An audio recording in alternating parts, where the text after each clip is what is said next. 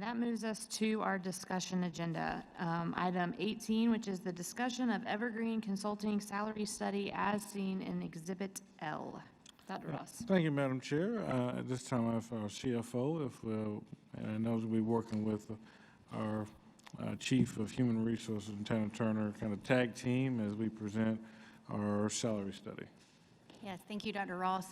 So I'd like to introduce Kristen Gilly from Evergreen Consulting. She has been working with us for several months now, as well as Stacy Witchell, who may pop in to join her if time permits. But she will be walking us through really the process from start to finish, and including recommendations and costs to those recommendations. I'll turn it over to you, Kristen. Thank you. Good evening, everyone. All right, I'm going to share my screen here. And hopefully you all can see that. Okay, I see a thumbs up. We can see it. All right, so tonight I want to walk you through the study that we conducted for the district and then some of our recommendations. So we want to go over review the study goals, the various phases of the project, as well as the recommendations. So our goals for this study was to review the current compensation and classification system to ensure internal equity, as well as to survey peer organizations to ensure external equity, and then at the end, provide those recommendations to the district with a system that would be equitable both internally and externally. So our study was actually initiated in July of 22. We had our project kickoff meeting with the project team, and we began collecting the data that we needed in August and September. We wanted to wait until after the beginning of the school year so that we had, the most up-to-date information. So that data consisted of the employee database, the various salary schedules, job descriptions for every classification, the organizational charts, and any personnel policies and procedures related to compensation, classification, or benefits. So the first phase of our project was the assessment of current conditions. On the screen, there's a couple of slides here that discuss the 4 pay scales that you guys had. So the first one was the administration scale, which had 19 pay grades and 21 steps. It had an average range spread of 44.8% with a midpoint progression average of 2.4%. And the step progression in between those 21 steps did vary, but the average was about 1.8%, 1.87%. Moving on to the certified scale, there were 5 pay grades based on the education levels. And there are 28 steps with this schedule. The range spread, once again, it averaged about 49.4%, which is going to be important later on when we get to some of the recommendations, with a midpoint progression average of 7.4%. I do want to point out that the step progression did vary between 0.1 to 3.3%. It averaged about 1.5%. We found that these steps did not follow a pattern or a system. So that was something that we wanted to make sure that we addressed. For your support schedule, there were 22 pay grades and again, 21 steps. So everyone had 21 steps with the exception of teachers. The range spread, once again, 44.8%. Midpoint progression average was about 5.2%. And the average step progression, it did vary, but once again, the average was about 1.87%. And then the last schedule was for bus drivers. Once again, 21 steps, and then the average range spread of 44.6%. So some of our findings after analyzing those salary scales, as well as the data that was sent to us, obviously, the current salary schedules were organized by administrative, certified, and support, as well as you had your bus schedule. The teacher salaries scales were based on the state scale, and they were adjusted to be competitive in the local market. The majority of the remaining classifications were assigned to either classified or support, the bus or the administrative scales. We did want to make note that the employee data report does lack transparency and ease of use. After going through the data with the project team, it was evident that there was not a consistency in how some fields were used. So moving forward, the district will have a starting point in creating those consistencies with the system that we are proposing. We did see some compression between the pay grades and step. As I mentioned, the midpoint progression and some of the scales did vary. And in some, there was only a progression of about 2%, which does cause compression between levels and salaries amongst your employees as well as between employees and supervisors. The step progression on the certified scale was minimal at some levels. As I mentioned earlier, there were some that in some steps there was a 0.1% increase. So moving from year to year, those teachers were not receiving much of an increase.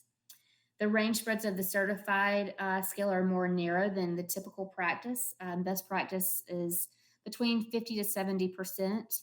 And you want to make sure that the range spread is adequate because it does hinder your market, or it can hinder market competitiveness. We also noticed that there was an inconsistency in the approach with defined step plan versus flat rate salary. So some of your administrative and classified administrative salaries were managed on a flat or negotiated rate rather than being assigned to a pay grade like other classifications. So our next phase of our project was the employee outreach. I actually came up and conducted the outreach sessions in September of 2022. There were multiple sessions over a period of 2 days. We had approximately 80 employees participate, which included a cross section of those employee classifications and grades. In addition to the focus group, we also released an outreach survey to all employees. It was released the same week that I was up there, and it did receive quite a good response, 1,540 responses. So some of the findings from outreach, the survey, as you can see here on your screen, two of the top reasons that employees came to work for the district as well as remain was because of the location and the reputation of the organization. Many shared that they were from the area, they wanted to work in the community where they lived, and then also District 5 had a great reputation. That was considered the place to be. We also ask in outreach sessions for employees to share some of their compensation and classification concerns. So starting with compensation, employees felt like the district was no longer competitive with peers or the private sector. There were a significant number of participants that were not familiar with the compensation system and requested more communication regarding how grades are or classifications are assigned to grades, or the step that they is determined for whether an employee is being hired on or if they've been with the district for a while. More than half of the participants did indicate that they felt like salaries were not equitable internally and that raises and or incentives were not consistently applied.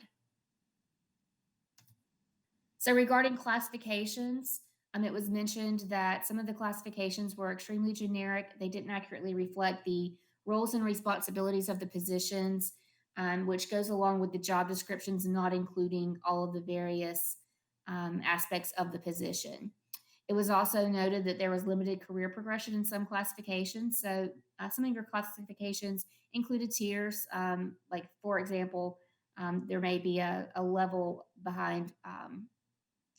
Let's just use administrative assistant, for example, and don't hold me to this because I honestly don't remember if you guys have levels for administrative assistant, but so some would have like administrative assistant 1, 2, 3, whereas other classifications may not have those varying levels. It was also noted that office and administrative support classifications do not reflect the actual roles and responsibilities, and there was a request to redefine those roles and job descriptions.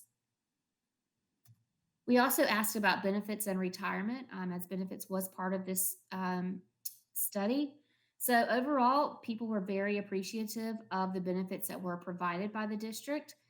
Some participants reported being unfamiliar with the various benefits that were offered and requested some additional information and education materials about the benefits that the district does provide. There was also a request to review the benefit options as far as health goes, with lower premiums, as well as improved dental and wellness benefits. It was also requested that the district review the leave packages, specifically parental leave, provided to employees. And then there was a request to allow employees the option of increasing their contribution to retirement plans and for the district to match that contribution. So the next phase was our market salary and the market benefits survey. So we collected or we solicited data from 17 peers. 15 of those peers did participate. The 2 with asterisks declined participation. With the information that we received as far as the salary, we did adjust those salaries for cost of living based on the area. There was 137 classification used as benchmarks, and the average response rate was about 7.3 for each benchmark. So I'll go back and you can also see here the market peers that were used. You'll notice that Charleston or Greenville were not on the list. However, with this solution file, we did cross-check that with those districts to ensure competitiveness. So while we didn't necessarily solicit the information from them, it was looked at with our recommendations. So for the market salary portion, these are market average at the 50th percentile, adjusted for cost of living. So 50th percentile is pretty much the norm for public sector whenever we are doing these studies.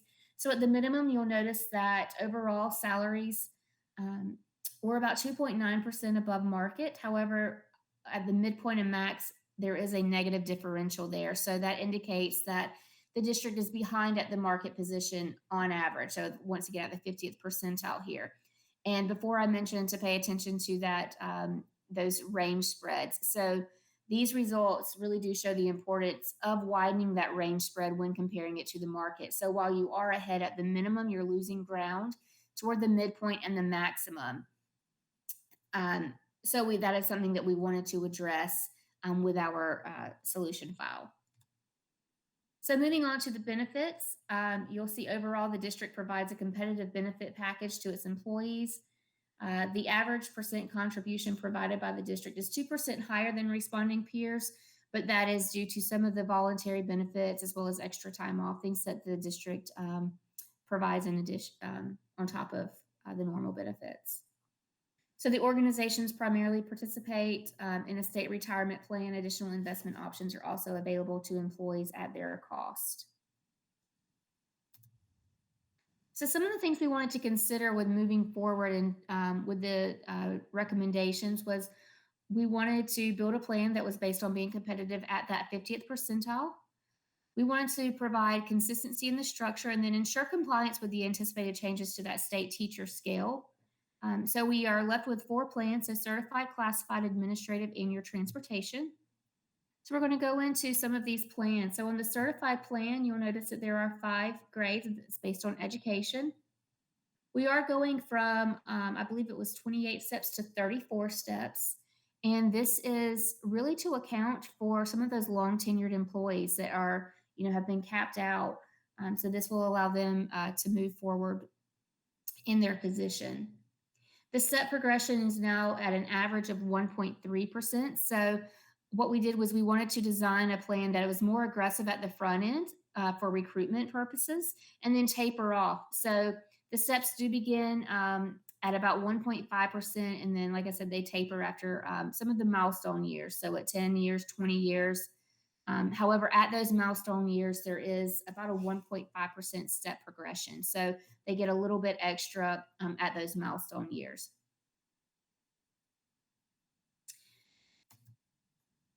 Next was the classified plan. So there are now 19 pay grades and there are 21 steps, so the same as before.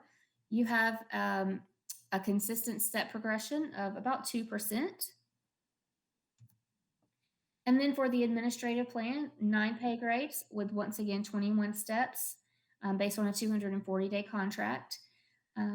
There is on pay grade 208, did want to point out that pay grade, which is for your executive and chief levels, is at 11 steps. Also wanted to point out, going back to some of these other plans, that we did widen that range spread. So you'll notice here we widened it to 53% to account for that those market differentials. Same with the classified plan, we widened it to 55%. However, on the administrative plan, we kept it at 45%. To focus the implementation on certified and classified employees. However, we would recommend that the district review this spread within the next year or two, just to keep it consistent with your other plans, um, as well as to ensure that those positions are being compensated at market. And then finally, the transportation plan. Once again, 21 steps, widen that range to 55%, and then it does have a consistent set progression of about 2%. So we ran several different implementation scenarios. However, based on the needs of the district as well as fiscal responsibility, the two options on your screen are the ones that we are recommending. So for your administrative, classified, and the transportation employees, we're recommending a bring to new minimum and or closest step. So this is essentially, we are looking at the employee's current salary, actually their current hourly rate, and then determining, does that fit in, does their current salary fall within the recommended range. If it does, the only adjustment that we are making is a 3% adjustment. However, if they are receiving less than, if their current salary is less than the minimum of the new range, we're bringing them up to the minimum. For your certified staff, in order to keep them on the correct step based on their years of experience, we are recommending that we put them on whatever step they are currently on, but increase it by 1 so that they would still be on the correct step. So as far as implementation cost, you can see here your certified adjustments come in a little over $5 million. It's about a 6.6% adjustment for those staff members. The classified option, which also it does include the transportation employees, comes in not quite at 1.5 million, and that's about a 4.2% adjustment for those employees. And then for administration, that cost is a little bit less than 400,000, and that's about a 2.9%. So keep in mind that these estimates do not include your benefits. So overall, you're looking at about not quite a 6.9%, or sorry, 6.9 million cost to implement these plans, to transition the employees over into the plan. On average, it would be about a 5.1% increase for employees, and that is all of your employees would receive some sort of increase. Once again, these costs don't include any of the benefits. So our recommendations, these are some of the things that we will assist with. So revise all job descriptions to include the updated classification information provided in the job assessment tool. This is, like I said, this is something that we do. And once everything has been finalized, we will get to work on that. We do recommend that the district review those job descriptions annually for accuracy. As we know, positions, jobs change over time, and so you want to make sure that those job descriptions do accurately reflect the roles and responsibilities. We also recommend implementing those 4 pay plans, updated pay plans for the bus, the transportation, certified, classified, and administrative employees. We've already slotted the classifications into the plans for you based on that external and internal equity, as well as provided ways to transition the employee salaries into the new plans with the salary ranges for all classifications. That's where those implementation costs that we just discussed come into play. As far as recommendations for the district moving forward, we do recommend that you conduct small-scale salary surveys as needed to assess the market competitiveness, especially for those hard-to-fill classifications or those classifications with retention issues, and make any changes to the pay grade assignment if necessary. We also recommend that you conduct a comprehensive classification and compensation study every 3 to 5 years. That's what this study was a comprehensive.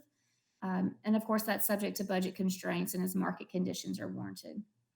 And then finally, we recommend that you review and revise as appropriate the existing pay practice guidelines, including those for determining the salaries of newly hired employees, progressing employees through the pay ranges, and determining pay increases for employees who have been promoted to a different classification.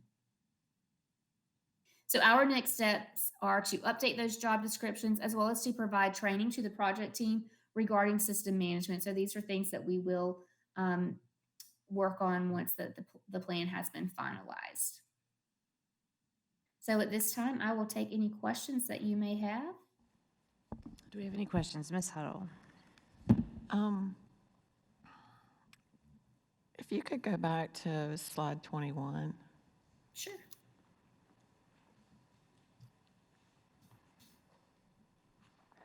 Okay, I just wanted to make sure I understood because at the very beginning, you had 4 groups: admin, certified, support, and bus. So I guess certified speaks for itself. That's a match, right? So those are our teachers, correct? Correct. So what is So classified? that's going to be your support and your bus drivers. So classified is support and bus drivers. Okay, so a question I have, and you talk steps, I get steps for certified, but are we using, if I'm a support person, let's say I'm an administrative assistant, am I getting steps like teachers do, or do we get a cost of living raise, or do we get both? How does that work? So there is a step plan for your support employees right now. Yes. Okay, so I guess where I'm headed with this is I come from private business, and a lot of those jobs are very similar, whether you work for a school district or you work for an insurance company. So is this something that all schools do, or are there schools that do it more like private business does when it comes? Because in private business, just because you've been there another year doesn't mean you get the same raise everybody else does. Correct. You get it really Yeah. based on performance. Yes. So do other school districts do it based on performance? It can be a combination of both. So with all the studies that we do, and we do a lot of work up there, you will find that the majority of folks are on a step plan, whether it's they're classified, they're certified, administrative. There is some sort of step plan there. I have a question relating to that I had written down, and it kind of relates to Ms. Huddle's question, because I saw earlier in your presentation with your survey, there was some dissatisfaction about salaries not being distributed equitably internally. And my question that I wrote down was, I mean, is this, like, how is that? Because we do have the step process. Is this between, is this coming between certified and classified and administrative roles? It's not So apples I think to apples? based on conversations that I had with employees, I think it was more so that internal equity component between positions that are performing similar roles and responsibilities. And so that's where our job assessment tool came into play. We sent it out to the staff, and with the exception of teachers, we didn't send it to teachers. My whole team is made up of teachers, so we got a pretty good grasp on the roles and responsibility of that position. But we wanted to ensure that those positions that have similar, like I said, roles and responsibilities are being compensated, as far as the salary ranges go, in a consistent manner. So, for example, if you had, two positions that are very similar, but they were in very different pay grades, we wanted to make sure that we allowed for correction of that, which is what we did. So we used that job assessment tool along with the market information that we got back, and we ran some regression analysis tables on that so that we could determine, that correct hierarchy of classifications and slotted them appropriately based on that information. And then, of course, feedback from, the project team. Okay. Mr. Satterfield? Yeah, I had a question. I noticed on your employee outreach, you've got location as number 1, and then compensation is down at almost at the very bottom. Is that the result of, I mean, I know you shared some of the concerns that some of our employees have with regards to salaries and some of the areas where there's not as much growth and opportunities. Is that typical of other salary studies that you've done with school districts? I would say yes. You know, as a former educator myself, you know, most employees of districts feel that undervalued as far as salary goes. So it is very, very common. Yeah. It's nothing that shocked me. Okay. Is there any way we could turn that up a little bit so I can hear? I know my hearing's not great, but my second question is on the market salary survey. I know the data is from a hodgepodge of different groups and organizations. I mean, I know that I was looking at your information, and you're out of Tallahassee, Florida. Yes, sir. Do you do other school districts in the area? And I was just curious how we stacked up with regards to teacher pay, admin pay, and the such. Yeah, so we do studies, yeah, all over. And right now we're working with quite a few different districts in the Carolinas. But yeah, I mean, if we go back to, let me go back here to the market. Slide 12. Oh, there we go. Whoop.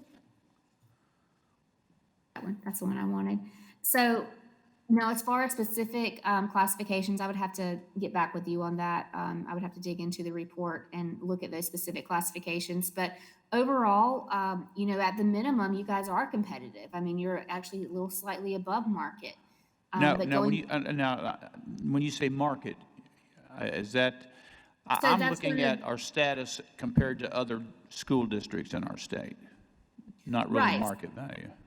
Yeah, so what we're considering market is data from these peers on the list. So we have Lexington 1, 2, Newberry, Richland 2, Spartanburg 2, York 4 and 1, Edison School District, Racine, Stanford, Spartanburg 5, Rock Hill Schools, and then some of the state organizations. But yeah, we can definitely dive in and pull just the districts out if you were interested in that, and run some numbers on that to show you exactly you know, what the differentials are for those districts. Sure. I mean, those are our competitors, so we want to make sure that, and I was just looking back at the other information where it was very low on the totem pole.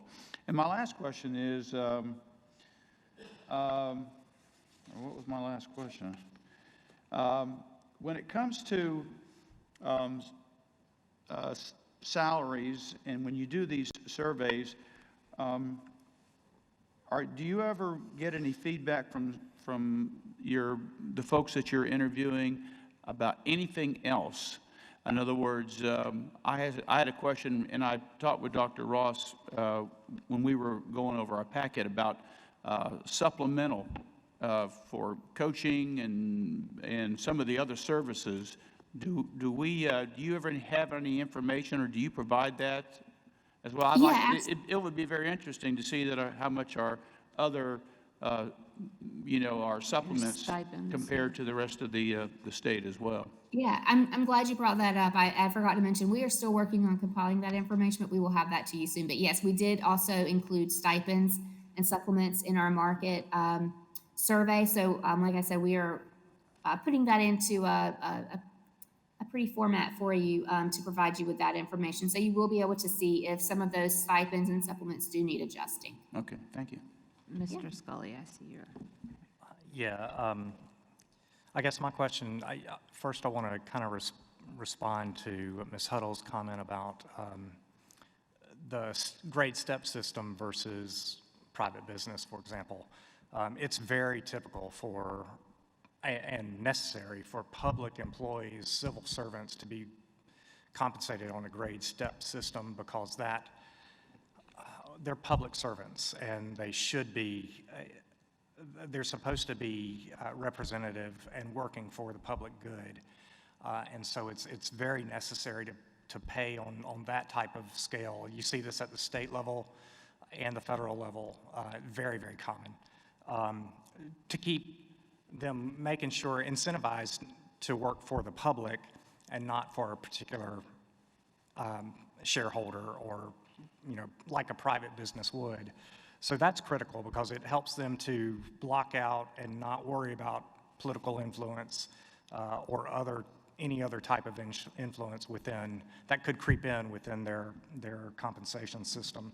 So that is very necessary. My question, though, is on page 6 of your presentation, you say that the step progression on the certified scale is minimal at some levels on our current system, but I worry that your proposed step system on the certified plan, being an average of 1.3%, is also minimal and doesn't quite address that. To me, that's a very small step increase. If you do just quickly on the math, if you have a bachelor's degree and you're starting out in year 1 to year 2, you would get just over $100 per paycheck or per month if you progress from step 1 to step 2, for example, and that's really not incentivizing anything.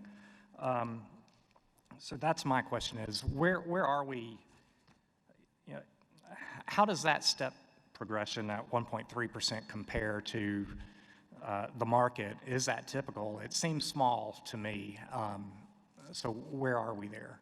So I think the one of the reasons why you have that average, but like I said, the way that it was designed is there is more of a at the front end of the steps. There is, I believe it's at 1.5%, and then it tapers off starting, I believe, at year 10, and then again at year 20. So that 1.3 is in fact just an average. But as far as the market goes, around 1.5 is, I would consider, what we typically see.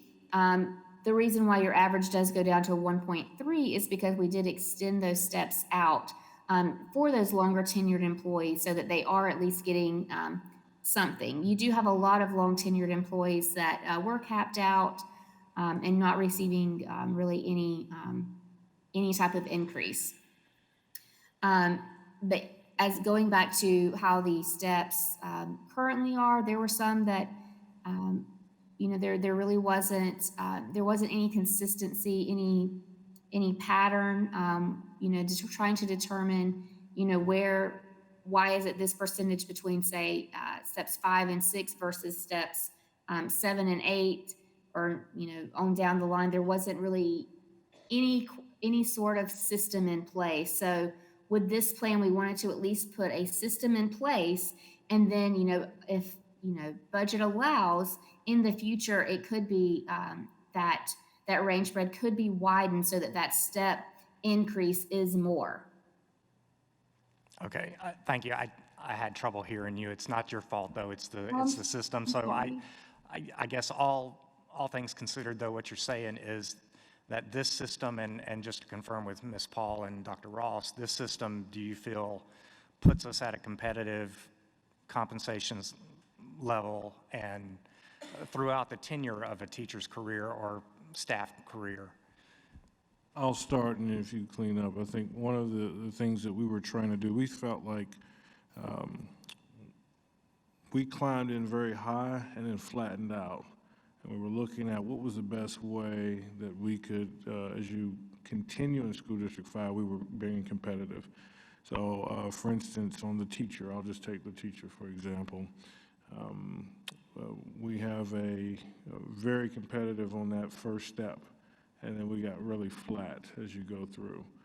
On the staff side, I think we saw the same thing. So, competitive, I think sometimes we look at beginning salary, and we get competitive there, and then we don't really flush that out throughout the system. The other thing is structurally to be competitive is without any raise, one of the things we can do is increase the number of years that you have in our system. Right now, we cap at the 27th year, which is 28 years because we count year 0. Well, for our Class C employees, that does them no good. They're on a rule of 90 retirement system. So at minimum, we want to go out to 33 years, which would be 34 years to capture all their full earning potential there. So I think, as Ms. Gilly said, when we talk about competitive, are we at the beginning, at the midpoint, and kind of in our max? We want to be competitive at all areas. So, Ms. Paul, is there anything that I missed? Yes, sir. The only thing that I would add is that for certified employees and for transportation employees, that is very state mandated.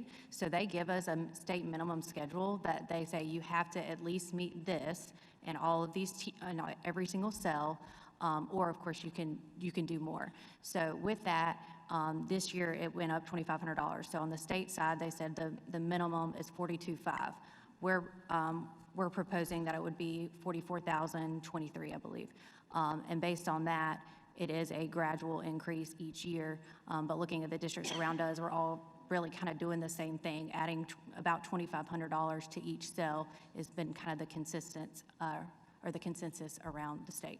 And the step progression in general it's an annual progression, right? At any point, does it go to biannual or is it always an annual progression? I know I'm a federal employee, and my scale after 5 years, my step takes every 2 years.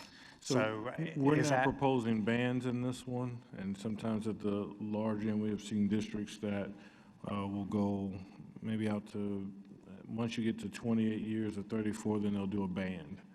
And then that may be a 3-year ban or a 5-year ban, but it's an annual increase for our proposal. Ms. Huddle. If you could go back to 21 again, I just have a question. I want to make sure I understand what you're proposing. So let's just take certified. Well, let's not take certified. Let's take classified, 4.2%.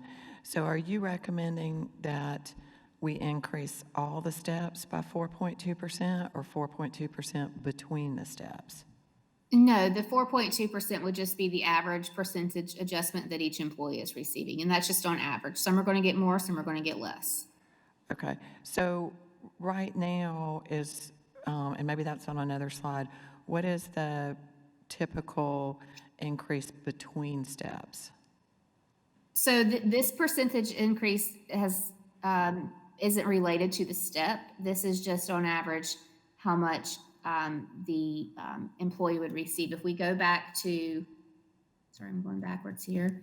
If we go back to, say, the classified plan, this is a consistent, I believe it's actually 2.2% in between each step. So it would be, so assuming that someone was above the minimum, then your recommendation would be the step stays in place, so that's about 2%, and then on 21 it was 4.2, so that would be a one-time 6.2% increase, and then they would stay within the step. So unless we did another increase, it would go 2% each year. So with the bring to new minimum or 3% adjustment, what it's looking at is, like I said, it's looking to see if their salary is currently within that range, or their hourly rate is within that range. If it is, it's moving them to the next closest step. So if that next closest step still doesn't give them at least a 3% adjustment, we're going to move them another step so that they get that 3% adjustment.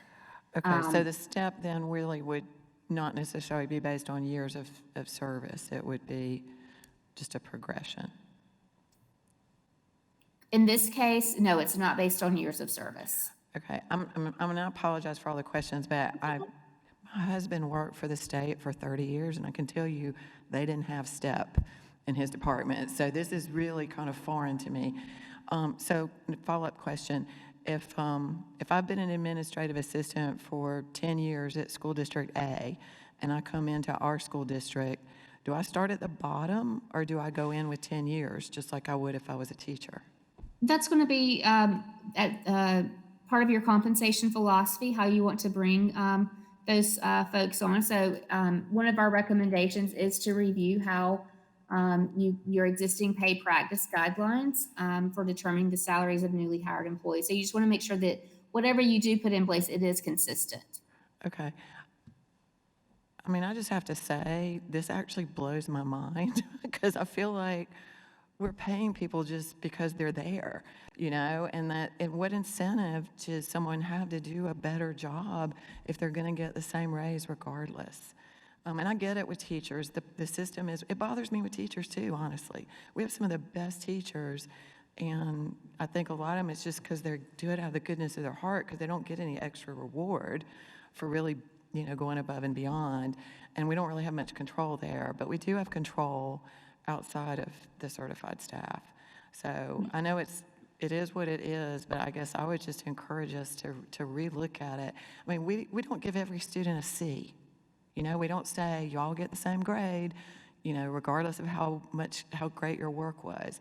And it's sad to me that as a school district, that's kind of how we pay people. I would say And one what of some, oh, sorry, go ahead. you go ahead. I was going to say what some districts do regarding performance, in addition to a step increase, they may do I know we don't call them bonuses, but some sort of supplement for that performance pay. So that is something that some districts do as a one-time at the end of the year or whatever. Let's just call it a bonus for now, for that, whatever they got on their performance evaluation. And we will present as a part of these recommendations, and when it hats off to Dr. Turner and Ms. Paul. Ms. Paul shared concerns about our onboarding, and are we making sure that we're taking, so at least on the onboarding side, if it's 10 years in Agency A and you come in District 5, not just looking at 10 years for 10 years, but is it experience towards the position that we're doing in District 5? And that's where that experience would count.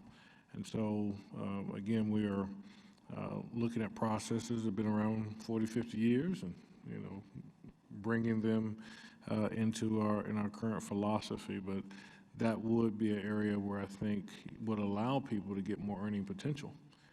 Because if we look at the distribution of those on the classified side who are at the highest end, kind of maxed out that earning potential. So that readjustment in philosophy will allow us on the onboarding side to gain some efficiencies there. All right, any more questions regarding the classification study? All right, Dr. Ross, thank you. Ms. Gilly, thank you very much. Thank you. Is there anything else you would like to add, Dr. Ross? No, Madam Chair, at this time, we would like to talk about possible ways to fund certain options here. All right, so let's move to item 19, the discussion of the fiscal year 23-24 general fund budget, Exhibit M. All right, so our CFO, Ms. Paul, to come forward. While this is not a reading, we would like to have a discussion on some of the options for our general fund for 23-24. So, Ms. Paul. Thank you. Good evening again. Thank you for allowing me to speak to you about the FY 23-24 general fund budget. So I'd like to go over the timeline first, and this is the timeline at the state level. So as y'all know, in January, the governor issues his executive budget. It was released this year on January 6th. Between February and March, usually the House budget is released. This year, it was released and passed on March 15th. In April, it's the Senate's turn. We know that the Senate has moved forward with approval as of last week. And then between May and June is when the conference committees get together and the final budget is signed into law, or any vetoes are made by the governor. So a lot of the focuses for the state level are shown on this slide. The first one is a funded step increase for teachers. There's also a state mandated retirement increase for only the employer contribution. I did want to just mention that this is the last of about 8 1% increases at the state level. So this was passed starting July 1, 2017. And at the state level, they mandated employer increases for the first year 2% and then 1% each year after. So that has been absorbed by the district for all of these years. The first year they did fund one of the 2% mandated increase, but that has not changed. That has been a stagnant number over the past several years. So even though our payroll has changed, even though we've added positions, we've increased salaries, that number has been stagnant. Additionally, they have funded a minimum teacher salary for a bachelor's teacher with 0 years of experience. The minimum is now $42,500. If the district chooses to do any more, that would be funded by the local side. They have additionally included an unfunded employer health insurance increase of 3.7%. This will be effective 1/1/2024. And then the last item is the bus driver salary increase. So I do want to talk about that a little bit more in detail because this can be very confusing. Bus drivers are treated very similarly to certified staff at the state level. So they do have a minimum salary schedule that they roll out each year. From this schedule, they have asked that each cell is multiplied by 25%. And whatever that dollar value is, so for example, if the state minimum is $10, 25% of that is $2.50. So regardless of what your minimum is, if our minimum is $15, we have to go up $2.50. So it's not 25% of 15, it's 25% of whatever the state minimum is. So we have to look at the state minimum scale times each cell by 25%, and whatever that dollar value is the minimum that we as a district have to go up. And again, that is not dependent on what our scale is already. So even though we are already above, as a district, above the state minimum scale, we still have to increase by that dollar value. So at the last meeting, we talked really heavily about the state revenue side, local revenue side, and really that breakdown between the two. So I was asked to bring really a best case and a worst case scenario. So I want to present the best case first, which I do believe is the most likely case now that we have more information from the Senate. But basically, from our discussion last time, we had some House projections that showed an increase of about $8 million over the current year. As of now, from what we've heard from the Senate and their discussions, they did not make very many changes to that at all. So we do continue to expect that roughly $8 million increase on the state side. Additionally, Tier 3 is expected to increase about $2 million. So this comes from the Department of Fiscal Affairs, and they send this out as an estimate each year. We've already received that letter. And then lastly, from a state perspective, we do also expect a retiree insurance increase. And again, this is all projections that came to us after the House passed their budget. And again, the Senate we haven't truly received the numbers from the Senate, but everything that we can hear is that it was passed almost identically to what the House presented. From a local side, we do expect a slight growth in property taxes. As I mentioned before, we really have seen a steady growth from a real estate property tax side, but our vehicle taxes really have increased over the past few years. So expect that to continue in the future. I did present here, I have the first column is our budget as approved, and then I have my projection as of last week. So you'll notice a couple of differences here. The biggest one being from the other local revenue side is that we do expect to have significantly more money in that line item. That is really just due to interest income from some of our investments. I don't expect that trend to continue, so I'm being very conservative from an other local revenue standpoint when I project for the 2024 budget. And then additionally, we do have some indirect costs and transfers that are included in there. So if we compare the 2023-2024 best case projection, that overall total ends up being about $226 million, which is about $12.4 million increase over the current year budget. So that is certainly significant, but as we'll see over the next few slides, a lot of that is already accounted for. And just to mention, we do have our ADM numbers as information for the 135-day. We don't have the state numbers yet, but just from the 45-day to 135-day, there really wasn't much change for our district, so I don't expect the percentage allocation to be much different from our 45-day number. So on a separate standpoint, if we look at this from a worst-case scenario, which again, I do believe that the best case is the most likely case at this time, from what we know. Everything really stayed the same from a local side. The only change I did make was on that state-aided classrooms and the Tier 3.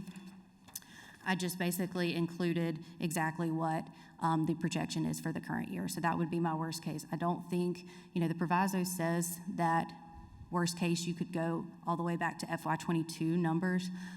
I don't think that's truly realistic for our district. We are a growing district. We have seen increases. So that would be truly worst case, but I don't think that that's going to happen.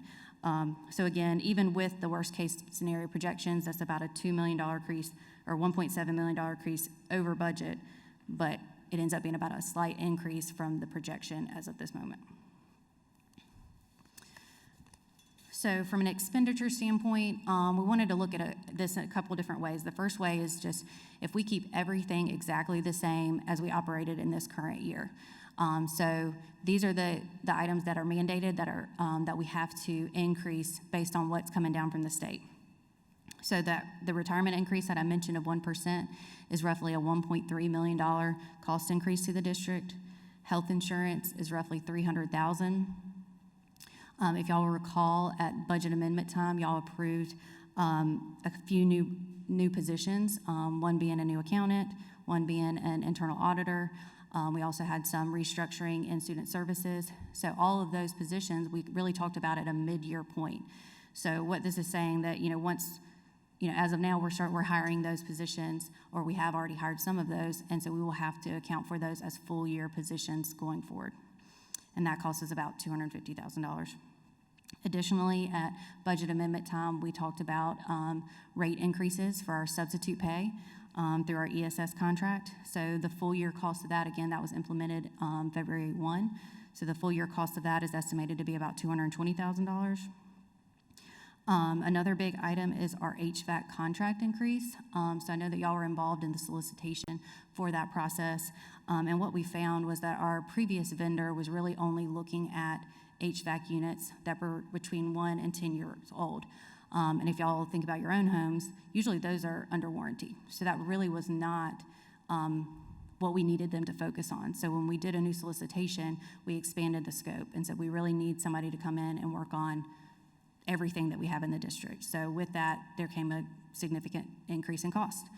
So we see now that that is about an $800,000 increase per year based on the current contract. And then lastly, do want to just hit on what I mean from state roll-up and magnet positions.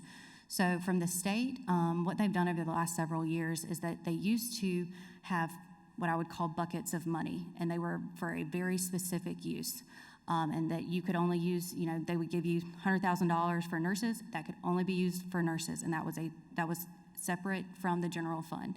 What they've tried to do over the last couple of years is really what they call roll that money up into the general fund. Now, it still should be used for that purpose, but it gives you a little bit more flexibility. So instead of having all these different buckets of money, they're all in the general fund, and so that you can have a little bit more flexibility in that case. So what they've done this year is they've actually rolled up,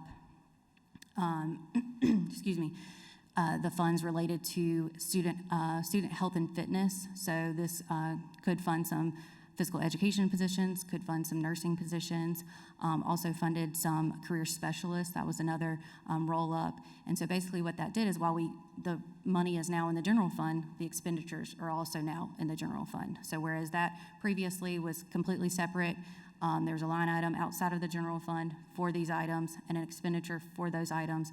Now that is all rolled up into the general fund and needs to be accounted for as we look at these new numbers. And again, as we look at that $12.4 million increase on the revenue side, 1.4 of that is due to this state roll-up. Additionally, as some of our magnet grants run out, we will have to bring some of those positions under the general fund. So I know that we are in the process of applying for some new magnet grants, and so this number could certainly decrease just depending on what positions are still maintained through the magnet grant.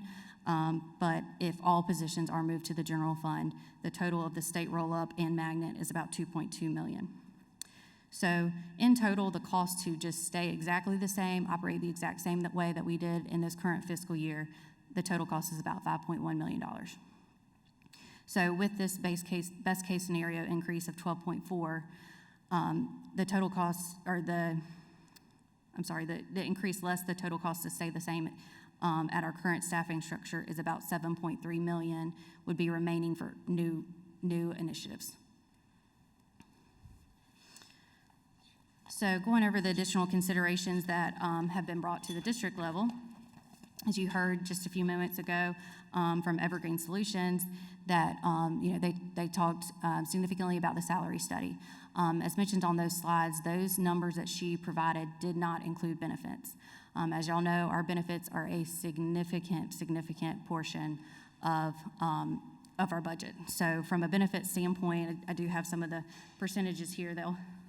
Sometimes they'll scare you a little bit, but as of July 1, 2023, the retirement increase for the district will be in total 24.81%. So 18.56 of that is directly related to retirement. And then as a school district, we are charged an insurance surcharge of 6.25%. So that is unique to school districts, school districts, state agencies, higher education institutions, and a few others. But that 6.25 is an additional cost. Again, I know I talked about the 1% increase as well. And then, FICA, Medicare, Social Security, those are all 7.65% that we have to add in.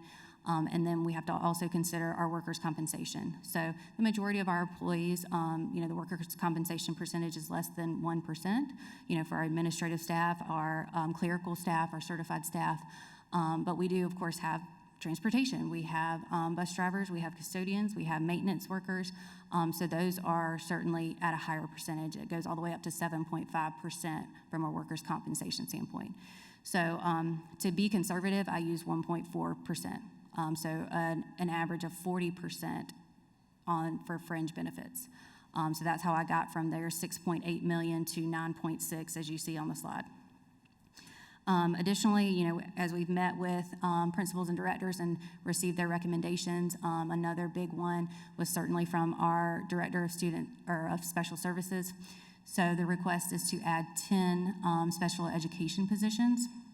I know we've talked to you about 6 of those in executive session, but really the full 10 include federal, state, and local compliance based on the projections that we know right now. So in order to maintain compliance in the new year, we would need 10 additional special services positions, and that cost us about $1 million. Additionally, as we talked about what our priorities were going to be for this next fiscal year, Dr. Ross talked a lot about the boots on the ground positions. So these are our support, our teachers, our staff members that are truly working with students every single day. So we've had several requests for those. Those can be expectations coaches, they can be interventionists, they can be truly anybody that is directly interacting with a student on a day-to-day basis. That's what we consider our boots on the ground. And the estimate right now is about $900,000 for those additional requests. And then lastly, it has been the goal of the administration to have all elementary schools have administrative assistant principals. So that would be, at this point, of our 13, only 3 do not currently have an AAP. So we would request that those 3 schools also had an AAP to be equitable among all elementary schools. So again, addition to our just requirements to stay exactly the same of 5.1, our additional considerations add up to a total of 11.8. So at that point, we're well over our 12.4 million in new revenue that we are expecting for the new year. So with that, I do want to just take a moment to talk about some, what are the options? If we have all of these requests, we have all these new expenditures, what is something that we can do? Well, of course, y'all always have the right to vote to use fund balance. That always gives me pause and always causes concern, because since we are a personnel-heavy organization, a lot of our costs are ongoing. A lot of our costs are operating and are going to continue and probably increase year after year. So when we do start to dip into fund balance, that is really just a one-time solution for a long-term problem. But that is, of course, up to y'all. If you would like to go that route, that would be one option. An additional option is really relying a little bit more on our local revenue side. So this would be from a millage standpoint. So the law does allow, Section 61320, allows a couple of calculations. The first one looks at the current year. So this information comes from the Department of Revenue. And the consumer price index for the current year is 8%, which I know we're all feeling in our daily lives, but that is the highest that it's been since the 80s. So 8% is the CPI, and then you also add in the population growth of our district, and again, that's a number that comes from the Department of Revenue. So our total allowable percentage increase is about 9.9%. Again, this is significantly higher than anything that we've seen in recent years. Usually it's more of a population growth. The CPI is very small. And if it's a negative CPI, it's not even factored in, or if it's a population growth that's negative, that's not even factored in.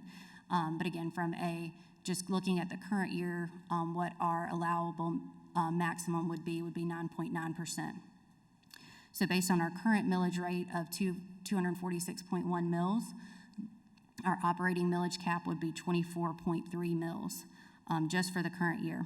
Also allowed by the code is to do a look back for the last 3 years of millage that was previously not used. And so as y'all recall, we have not raised millage in the last 3 years. So looking back 3 years, the increase would be 25.57 mils that would be allowed to look back to. So adding those two numbers together, the total allowable millage increase is almost 50 mils, 49.9 mils.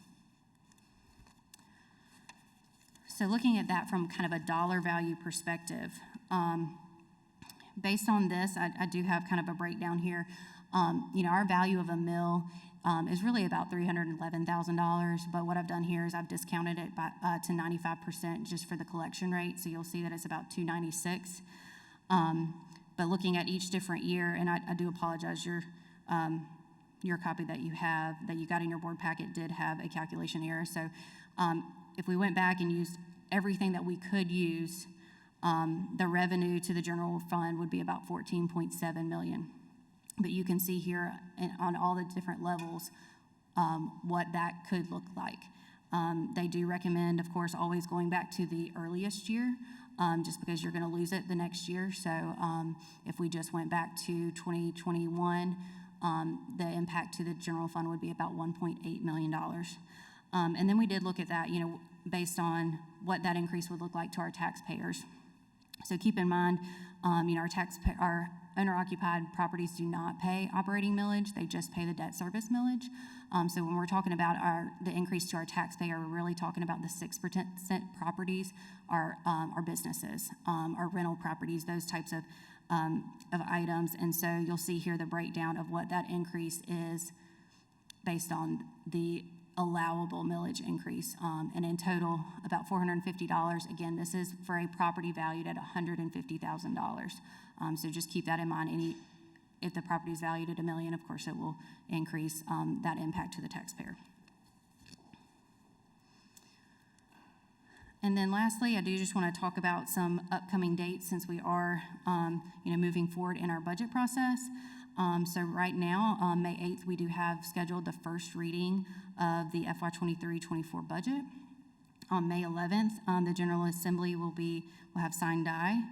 On May 22nd, originally I had planned to do second and final reading, but I would like to amend that to just second reading of the fiscal year 23-24 budget.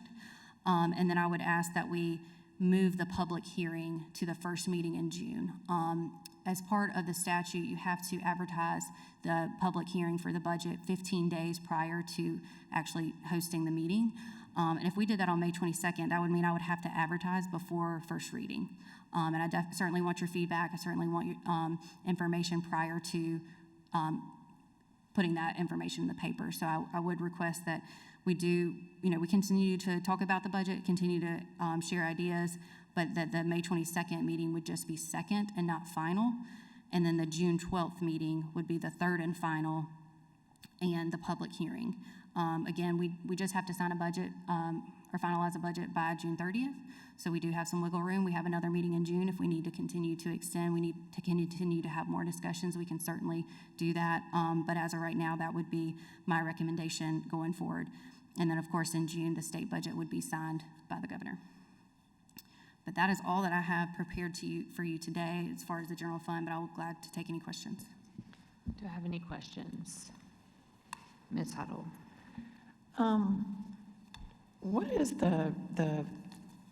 okay, so with the millage rate, when we set the millage rate, if the county collects more than what was anticipated, that's their sinking fund, correct, at the county?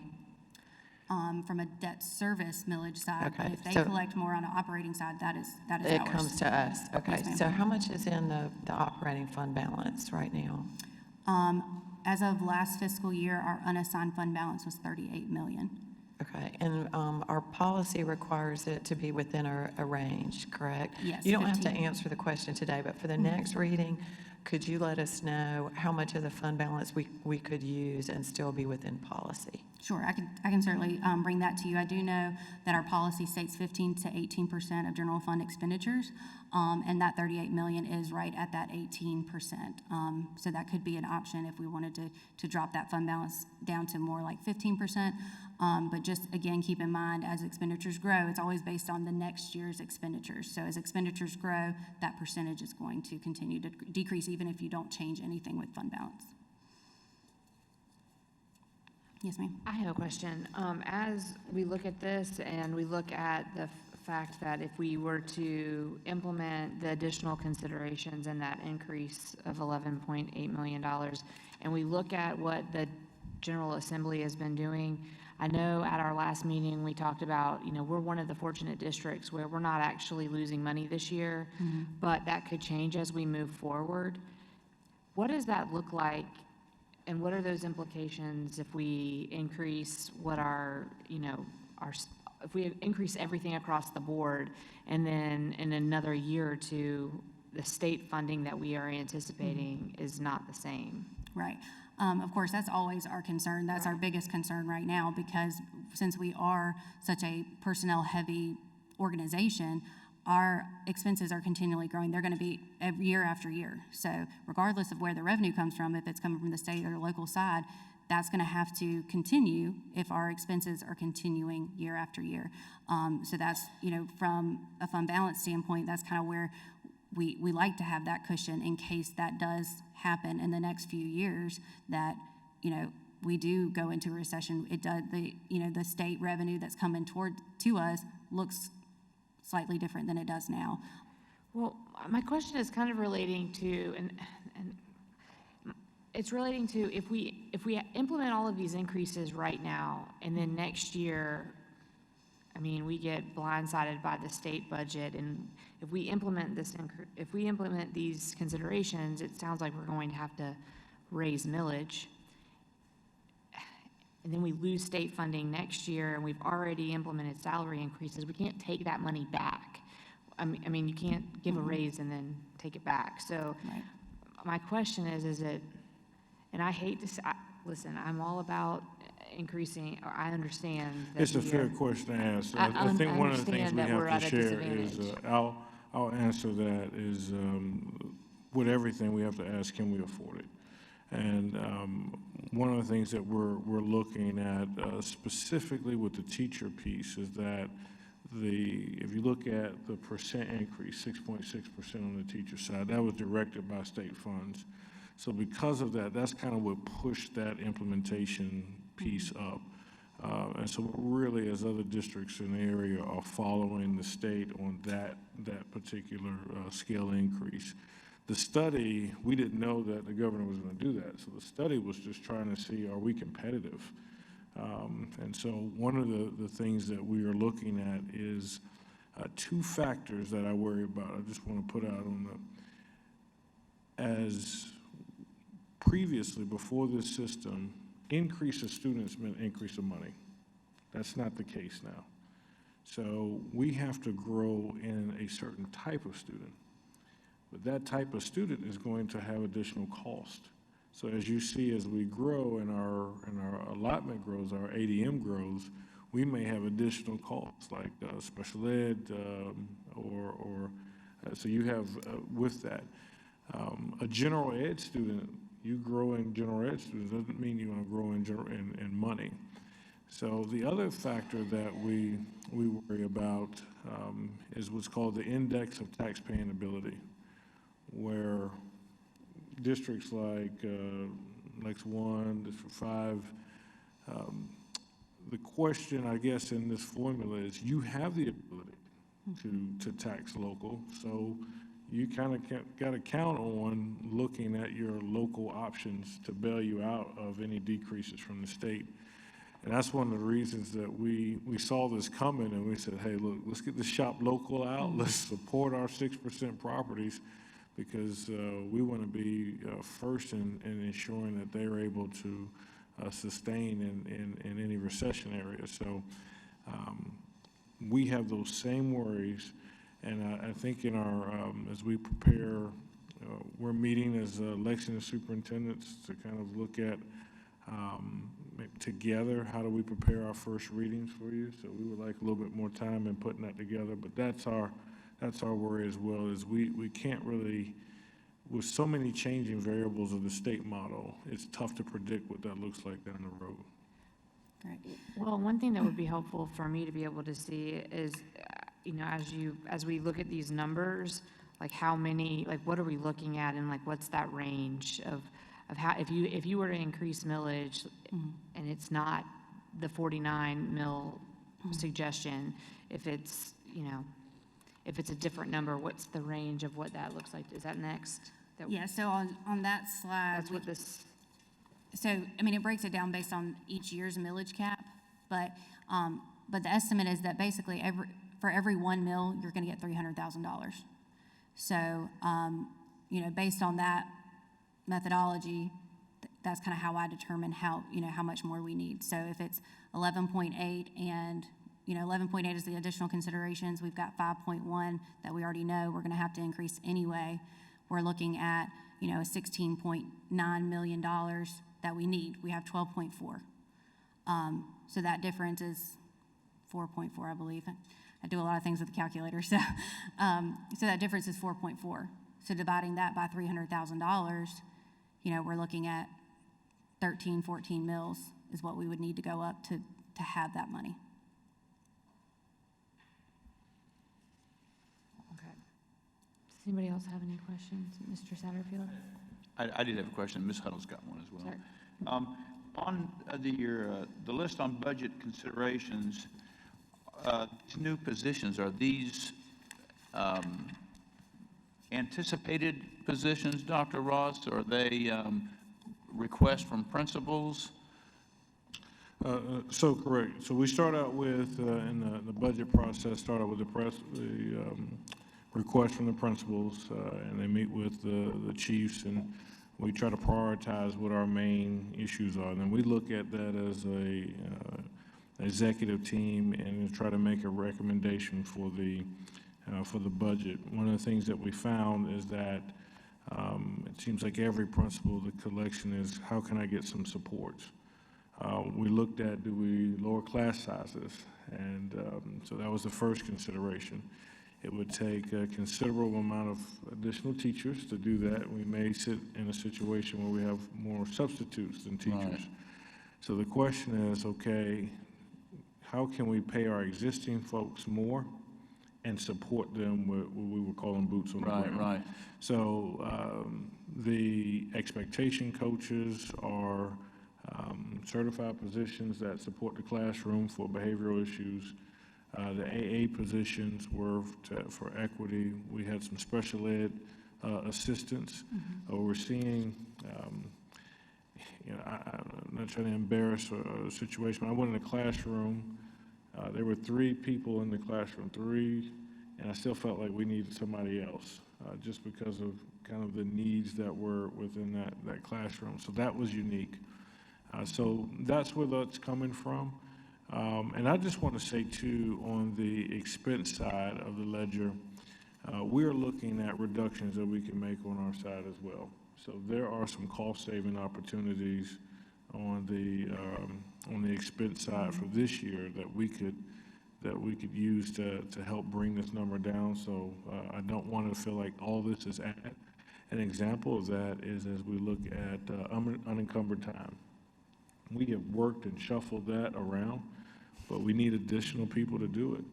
And again, we're going to give those teachers the break they need, but that principal doesn't get a break. They're responsible for that entire student load the entire day.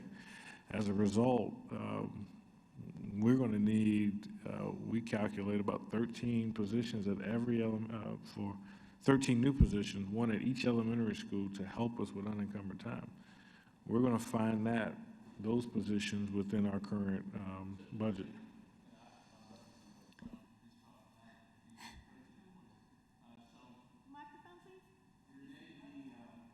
It isn't working.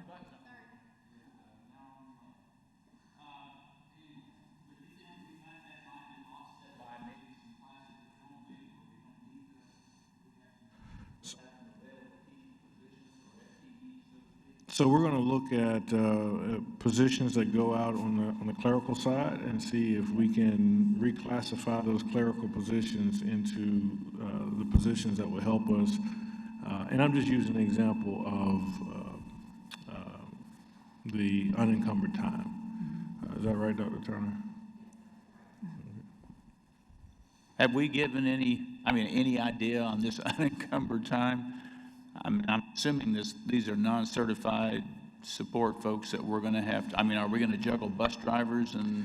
So we have gone down that rabbit hole. We're not going to be able to do bus drivers. That might be too long of a conversation. No. The thing that sort of stood out to me were the 10 new special ed positions. Do we feel like right now that we're 10 shy of having enough special ed teachers in our schools? Do our principals feel like that they need that much additional support? This recommendation came from academics. We were looking at state and federal obligations, and this is based on, I guess, IEP. Ms. Miller, you want to speak to that? Yes, sir, I'm happy to. It's also on our projections for next year. So what's coming to us, what students are being identified currently that will need to be served next year, and increased, we're seeing some increase in our special needs population. Yes, sir. Are these going to be mainly resource teachers for the most part? Academic resource teachers? It varies. There are a good deal that are that, yes, sir. Yeah. But also, we're looking at, hearing interpreters and things of that nature as well. Okay, thank you. Ms. Huddle? A couple questions. One is, on this slide, you said it applies to investment property. I just wanted to make sure it also applies to automobiles, correct? Correct. Okay, just wanted to make sure. The other thing is, in your slide, you said that the HVAC cost is going to increase $800,000 per year. I thought the whole reason we did that contract was to save money, that we were spending too much money on replacing HVAC units that had not been maintained. So I'm having a disconnect there. Why is that contract costing us a net extra $800,000 a year? Mr. Wiseman, you?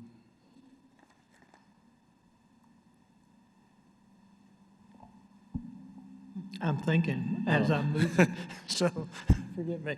Well, we can do this. Let's do this. Let's get the, if we don't have the answer, we can go and look into it and see. I think the issue that we were really struggling with the first vendor is that, and what I would like to do is just get the cost of what we had to shop out versus if we picked up any cost savings since the introduction of this new one. As the people that we were already paying, you could go on, let's say Dutch Fork Elementary. There were 3 versions of HVAC on that roof. they would only work on one. And we would have problems with the other two, so we have to shop that out. But we're still paying a contract for the first brand. So I think what's fair to answer that question is to get an assessment of how much that initial contract was for the maintenance of the new models or the under 10. And we had some that were 20 years old and older than that. And then how much did we spend shopping out the rest to see if we actually had a net savings? And so I think that would be better to respond to that question. Yes, sir. I think we can certainly look into that. I will say that I think they started March 1, so I don't know that we will have true actuals at this point as to we can have some projected savings, but I don't know that we would see the savings in only a month and a half. Yeah, I would just ask that maybe we revisit the information when we decided to do that, because I recall it being to save money. So I feel like we're missing some, and I realize it's on the spur of the moment, so maybe for the next meeting, but I would just, because I would say, let's undo that. If it's costing us $800,000, can we get out of it? Yeah, if we have to cut something. All right, anyone else for Ms. Paul? Thank you, Ms. Paul. All right, I thank you. appreciate you. Oh. All right, so that moves us on to item 20 on the discussion agenda, which is the discussion of revisions to Board Policy JQ, which is student fees, fines, and charges as seen in Exhibit N. I want to ask Ms. Paul to lead us through Exhibit N. All right, good evening again. So I do just want to go over Board Policy JQ in regards to student fees, fines, and charges. So this, as part of the budget process, when we do first, second, third reading, we will start talking about our course fee schedule and our athletic fee schedule. Those will be presented to you as a part of the approval process of the budget. What I have found since I've been here, it looks like right at 2 years ago when when the FY 21-22 budget was adopted, there was a slight change to the student fees, fines, and charges policy. The change was to go, basically right now, the way that we charge fees is based on students that, at the time, it was students that that had free or reduced lunch that also either made their fees free or it reduced their fees at the time. That was the old policy. The adjustment in May of 2021 was to take out that language and to only include the language regarding pupils in poverty, which is based on the data from South Carolina and the socioeconomic indicators. What we have found, in practice, is that this data is updated monthly. It's pushed from the state and it's pushed into PowerSchool. While it's real time, it is very, very confusing for our parents. You could be on the list in August and you can be taken off the list in October. So you could have free course fees in August, first semester. By the time you're in second semester, you now have a fee charge, and we can't necessarily explain why, because that is confidential information that is sent from the state. So we don't, at the school level, nobody can go in and look in and say, oh, well, you were on 10F and now you're not, or you were a part of this program and now you're not. We can't do that because that's confidential information. So in my research, I found that districts around us are continuing to use the free and reduced lunch as a metric to qualify as well. So the recommendation would be just to include the pupils in poverty data, but to also include that we would reduce fees or we would exempt students who have free lunch from fees, and we would reduce the fees for students that are on reduced, who receive reduced price lunches. That's the only change there. All right, do we have any questions regarding this policy? All right, I don't see any. So this will, we'll bring this forward for first reading at our next meeting. Yes, ma'am. All right, Yes, ma'am. thank you. All right, so this moves us to item 21 on our discussion agenda, which is the discussion of potential revisions to Board Policy IJ, instructional resources and materials, and Board Policy IJK, supplementary materials selection and adoption under Exhibit O. Before we start this conversation, I just want to say that these are two policies that multiple board members have requested that we discuss, and I believe that it's appropriate that we discuss this in an open session. because we've had so many questions about it. But I do want to say that while this discussion is to allow board members to have open discussion in public, I need to mention that it needs to, that we cannot talk about specific employees because the board holds a quasi-judicial role for all employment matters. And I know that, I just wanted to throw that out there because I know that there have been some questions about specifics, and I just don't want that to happen out here because it's not appropriate. And there have been questions about specific state laws and provisos, and we have asked Ms. Mahoney to be here to help answer questions for board members. We got this request a couple of months ago, and we wanted to make sure that we had time to give everybody the opportunity to gather information and ask questions, and we had the right people in the room today. So just a little preface of how this is on the agenda. And it's really just so that we can have discussion. I know that the board has brought, it looks like there's or not the board, the administration's brought a couple of changes to those existing policies, but I just want to make sure that the board knows that this is the time to discuss concerns and have conversation amongst ourselves and kind of talk about where we are on these policies. Does that make sense to everyone? I know it's late, so I'm going to kind of open it up. I don't know, Dr. Ross, if you want to say something Yes, ma'am. first? Okay. Yes, ma'am. Thank you, Madam Chair, members of the board. As we're not bringing a reading of the policy yet. One of the things that has been articulated is that House Bill 3728 is actually moving through the Senate right now, and so while we don't know exactly what the approval is, it seems like that will be the law of the land, and it might be prudent to wait until that is actually passed to go ahead and before we bring a first reading of anything. But what we have looked at is that, as you can remember, in June of 22 and November of 22, we've did policy revisions to policy KEC, which talked about our library books.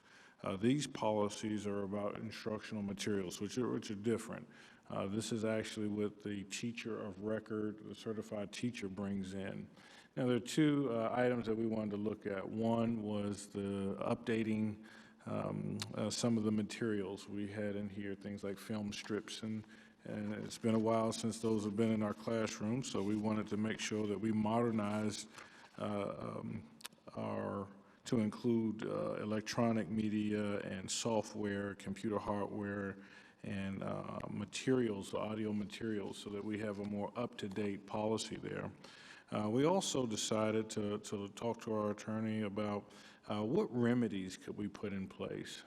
I think when we talk about the materials that teachers bring in, we want to make sure that they're aligned to the state standards, which we've talked about that language, but also is there a remedy for parents? And so when we're looking at our policies, we look at what other policies they're attached to. And sometimes there could be policies in other sections of the board policy that we want to make sure that we're congruent. And in our J policy, we have grievance practices for parents and students. So we want to align that to what we see here. So we made some language about if a parent or guardian has concerns about instructional or supplemental material used with their child, we're providing a remedy for that, to how to address those concerns with the teacher and the school administration, and then how it can be resolved at the superintendent level. So these are just our initial kind of review of this, but again, we felt that when this passes, or this has the momentum to become law of the land, that we would end up getting new model policy from the South Carolina School Boards Association and rules that we would then designate for instructional materials and resources. And so we've just wanted, again, without reading, just for your feedback and discussion, hear some of your thoughts. And we do have Attorney Kathy Mahoney, who's been so patiently waiting here, if there's any questions about the laws and policies that surround this. All right, so I'll open it up for questions. I know I have some, but I'll go at the end. Does anybody have any questions relating this? Ms. Huddle? Not so much a question as I was one of the board members who asked us to look at this, and that was before I realized that the House's bill had made it to the Senate Education. So I agree with Dr. Ross. I think it's probably, we shouldn't probably adjust the policy until the School Board Association, assuming that it passes, they'll write a model policy. I would like to say that one of the things that was, I've read the H 3728, and they don't get into the specifics of the appeal process. They just say you kind of have to have one. I would suggest, I do think that the board does need to be a part of that, just as it is with library materials, because the community elected us to be the voice of the community, and I think that people need to feel that if they feel strongly about something like this, that they do have that right to appeal to the board. So I'd just like to make that point, but I do agree we should wait for 3728. So you mean, like, if we're looking at this policy right now at the very end of IJK, where the proposed revisions were brought in, that in the event that the matter cannot be resolved at the school level, it can be brought to the superintendent and his or her designee, you think we should add, in the event that it's not resolved at the superintendent level, that they can appeal to the board? Yes, very similarly to KEC. There's within KEC, there's that ability. Okay. Does anyone else have any questions? Mr. Hogan? Not necessarily a question, more so just clarification with Ms. Huddle. Never mind. All right, I have some questions relating to the implementation of this policy, and it may be that this is something that would need an administrative rule. But when we talk about supplemental materials in IJK, this was here before the revisions, that the principal must approve supplementary materials.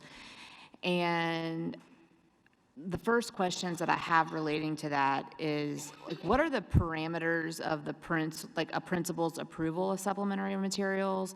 And then how is it documented that they have approved a material or approved a resource for students or what they're presenting in the classroom? Do we have those established anywhere? So we've looked the entire state of South Carolina and could not find a rule. That's the reality is in purchasing of supplemental materials, that's where you find the most of your approval of the principals. We've talked with our principals about the amount of internal controls that would have to be turned up for each one of them for any newspaper or picture or map or chart that was not, that they brought in supplementally to be approved. That is something that I don't know if we have a system in the state that shows how to do that. And so a lot of our discussions were about, that teacher of record, being a certified educator, having that ability to be able to bring in those supplemental materials. I think when we talk about technology and how fast things happen and current events, there's a certain trust that was protected in that teacher of record to be able to teach with those materials that they have brought in. And so we were working more on the remedy side of this because we just didn't know how, or haven't seen in practice, a filter for all of that. I think when we look at the initial versions of this, if there was supplementary materials that came through the principal's office, that's when they were approved because a lot of that was in purchase supplies. We give teachers at the beginning of the year checks to get, to, prepare their classroom. So our piece was, is it aligned to your curriculum? The syllabus, which is approved by the principal, has to be aligned to that. And so that was the only process we had, because we did not see a rule that anywhere in the state. And I'm looking at Ms. Miller if I've missed something. No, sir, I think that's good. And I do think it's important to point out, this policy is from 2013. So much has changed since that time. These things probably did fit the supplementary materials that were brought in at that time, but there are so many avenues for teachers now to have supplementary materials. There are also, the State Department of Education has just produced a wonderful instructional hub that has a lot of supplementary materials.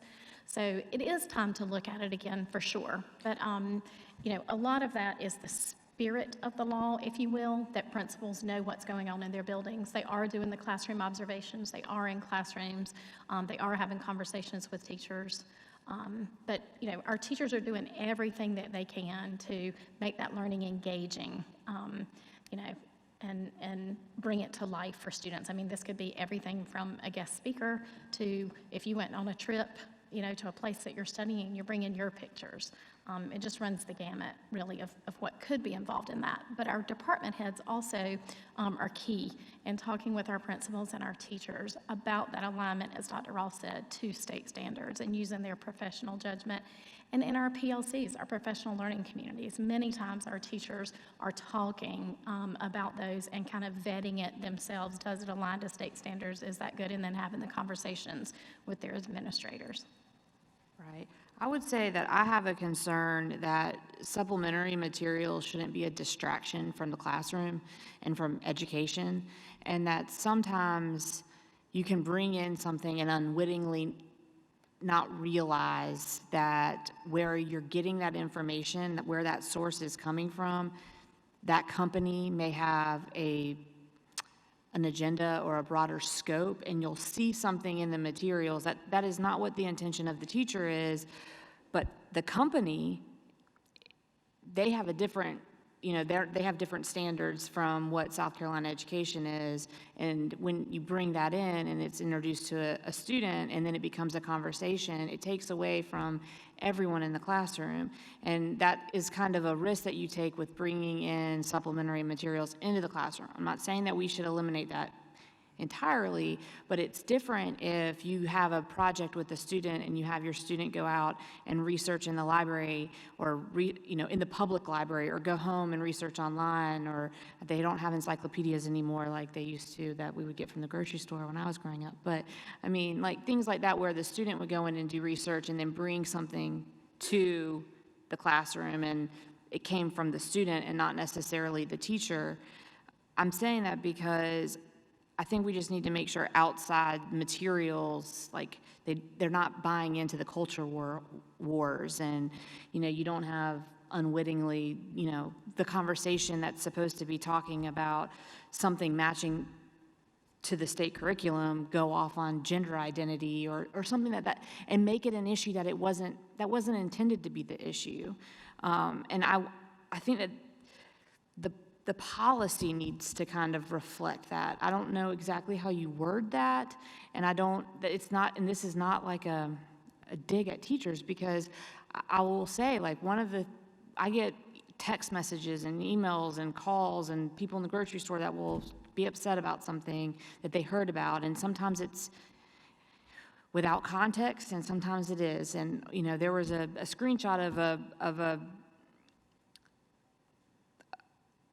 of a cultural issue on a coding website, and if you were to look at it, you would say, what was this? Like this, I can't believe this was in a 12-year-old classroom. But I found it, and it is a YouTube video for a company that does this specific task that is within curriculum, and if you go through it, most of them seem okay, but then there are several that don't. And that teacher probably had no idea. And to be honest, I don't know that most of the students would have seen it because it was like on the screen for less than a second. And that had nothing to do with the context of the lesson. but it comes to us, and it comes to the media, and the kids talk about it, and it's a distraction from what they're supposed to be doing, and it's frustrating. So as we talk about this policy, it might not be popular to say this out loud, but I think that we need to include that in here so that, and we need to make sure that, Ms. Mahoney, we asked you to be here in the case of situations where if something like this comes into the classroom and there's this new state law that comes out, are we liable? And I think that goes to third reading this week. It should pass this week from what I understand, but that, what do we do to make sure that our policies are in line with the state law that could potentially and most likely will come down the pipeline? Is this on? Madam Chair, Dr. Ross, members of the board, in answer to your question about what we would do, I think everyone's monitoring the legislation, and if it passes, we need to see what actually passes. There have been lots of updates of things being taken out and things being added, so we need to see what the end result is. And usually with legislation, you also have enactment time periods. Like when they passed the unencumbered time, they gave districts a year to implement it. And then they might, I'm not saying that they would give us a year, but they would probably have something built in as to how all of a sudden this is going to translate into policies. And it might have, language about effective dates and that sort of thing. So yes, if the law passes, we need to look at it, and then we need to look at your policies and make reasonable updates to them. And these suggestions to making sure that, first of all, any instructional materials tie to the curriculum and the standards, that's a key provision at a minimum that you could add. And then secondly, the vehicle is, the issue is between the parent and the child. So if a parent has a concern with their child's issue with an assignment or the materials, there's an immediate vehicle that you could have that you go straight to the teacher, then the administration, and you kind of go up to whatever levels the board wants to take it. But yes, this obviously, if what is being proposed passes, there'll be a lot, probably a whole new policy you'll just create based on the new law. And we're happy to certainly help guide through that. Or maybe we ask teachers to put their materials online at the beginning of the semester so that you see, and I know that can change, but as you're looking at your syllabi, I'm going to teach these concepts. These are, if you've already used certain materials in years past, you know that they're going to be on there. The internet has wreaked havoc on all of that. I know that. I understand that. I don't want to be unreasonable.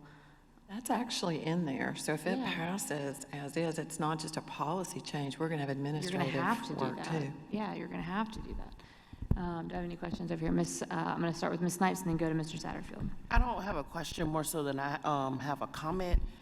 Once the new policies are passed and we're looking, I know Dr. Ross talked about some things they're going to talk about in future meetings as a result of that, but I think another thing that we may also need to discuss in future meetings is what certain teachers have the right to teach based on what type of teacher they are. I say that because I remember something came up that I got an email about, and I remember asking Dr. Ross about it, and he did some research and got back to me and explained that such and such was able to be taught because of what type of course and at what level this teacher was. And so those are some things that we have to keep in mind too. It wasn't gender identity, to your point, but in this climate, there are a lot of things that people maybe don't want their kids to hear because of personal preference.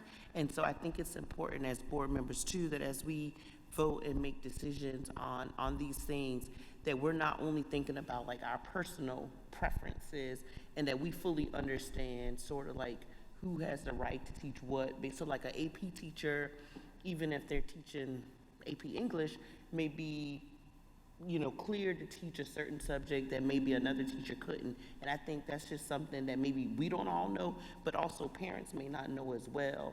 So it'd be good to have some of that information out there just for clarification purposes once we get to that status or whatever. Right, and then how maybe it actually ties into the curriculum or the lesson that they're teaching, for sure. Mr. Satterfield. Yeah, I have a couple of comments. Number one is I read that proviso, and I mean, it was quite long, quite lengthy, the one that's in the Senate.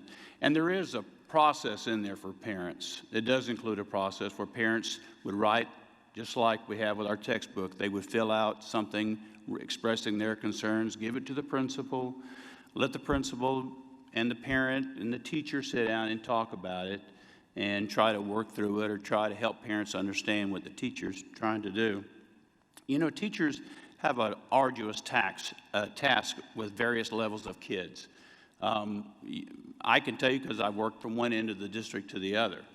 And without a lot of supplementary materials, you're really going to tie their hands. You just are. If I explain to you, if I was trying to explain to a child about, let's say we were studying about the mountains in Colorado, and you're a parent who takes your children skiing to the mountains, and so all I have to do is talk about it, and you have this understanding exactly what I'm talking about. But if we're in an area, a school where these children do not have the opportunity to travel and do, teachers have to bring in all kind of, and this is just a simple example of what I'm talking about. They have to bring in all kind of pictures and slides and videos and things to help children so they can make that attachment with learning. And I think it's really, again, there is a process in that proviso for parents, and I think that we should allow that to play out. I think you don't want to handcuff teachers, and you don't want teachers to have to answer to board members. If I'm a teacher and a board member, a parent can go straight to a board member, and it goes right back to that teacher. We're not going to have many teachers. They are going to be intimidated. They are going to be threatened because they think if it goes to a board member, I'm going to lose my job. I can tell you there are a lot of teachers that are concerned with this law as well, or the way that things are going with curriculum. They're afraid to come. They're afraid to stand up. If you think that they have concerns and they feel like they have a voice and they'll come and stand and share those concerns, they will not. They're not going to do it. They don't want it. The principals are afraid to talk. I've visited schools. Principals are concerned with a lot of this stuff. And so what we don't want to do is say, you can go straight to a board member and the board will review it and they'll deal with it and they'll handle it. There needs to be a process where you allow the teachers the respect that we say, the professionalism. They are educated. They are trained in education. We are not. Well, I am. But the rest of us are not. We don't understand curriculum. If you do, then my hat is off to you. But it takes years and years of training. If we don't respect them for that, by putting in a policy that says you can go straight to a parent, can go straight to a board member, and by golly, they'll handle it for you. That's just not the way to do it. I am concerned. We've talked about the issue with recruiting teachers, and I know what's on the news. You turn on the news and all you hear is gender identity, CRT, all these things that the news, all the news stations, that's how they sell their commercials. That's how they make their money. And you can always pull out examples of those things. Sure you can. There's examples of extremists across the country. But you don't want to put in a policy that handcuffs your teachers or tell them that you don't trust their judgment or they're not professionals. And I can tell you one other thing is, if you're going to tell every principal that they have to review teachers' lessons and all their supplementary materials and all that they do, it's just an impossible task. So what I'm saying is, make a long story short, is we need to keep our trust in our teachers. We need to demonstrate that we trust them. We do need a process in place, I'm good with that, just like with textbooks. Right. Well, respectfully, Mr. Satterfield, I don't think anyone has said that, or anyone believes that a parent should go straight to a board member. It is very frustrating that it has come to that, because there isn't anything that we can do. But there was a recommendation that parents can contact board. No, Ms. Huddle made that recommendation, I believe. There was a recommendation that under the proposed or the potential revisions that the administration prepared for us, that said if a parent or guardian has concerns with instructional or supplemental materials used with their child, the parent and guardian should address those concerns to the teacher and school administration. In the event that the matter cannot be resolved at the school level, it may be brought to the superintendent or his or her designee. And I think that the addition that we were discussing was that in the event that that conversation with the superintendent was not satisfactory to a parent, that that we would add language, that there could be an appeal to the board that was based off of policy and KEC. I will tell you, thank you for clarifying that for me. Maybe I didn't hear it completely, and I guess as a former educator. And one more thing to that Okay, go ahead, policy. I'm sorry.